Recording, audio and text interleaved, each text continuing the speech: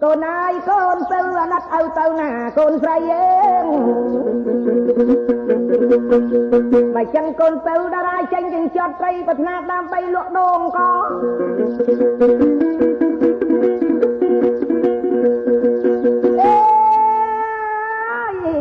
miền tư miền xa sơ hộp tem bao mà đại sầm lạp sạp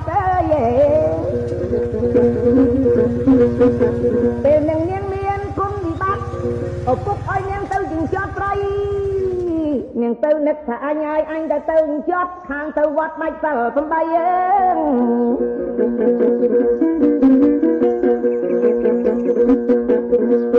quỳ kịch đây mong phân bay say miền bị chàng á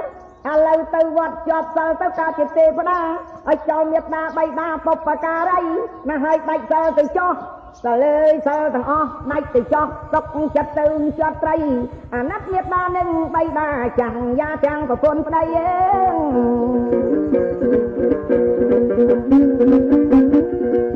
thành dịp vết có là gian này miền tóc chất đạch sơ trăm sơ phần bay từng chọt đây từng chầm mà phục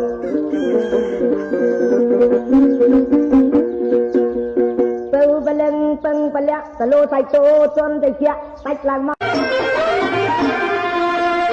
dùng văn nặng tóc khang về lẹ chuồn đòn lục nẹt trắng trăng tây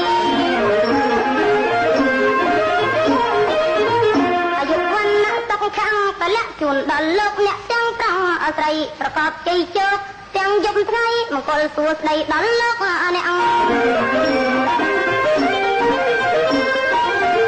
លោកអ្នកដែលបានចូលបច្ច័យបានផលនិស័យច្រើនអាហ្នឹងលោកអ្នកដែលបានចូលបច្ច័យបានផលនិស័យច្រើនអាហ្នឹងប្រាថ្នាអ្វីអ្វីបានស្មោះស្ម័គ្រព្រោះយើងជឿជាក់ផ្លូវបុណ្យទានឲ្យតែកសាងតែងបានសុខបំបត្តិផ្លូវទុកក្នុងសន្តានឲ្យតែកសាងតែងបានសុខបំបត្តិផ្លូវទុកក្នុងសន្តានកុសលត្រត្រង់ដឹកនាំប្រាណដាក់ដល់ទីឋានបានផុតណាទុកទៅ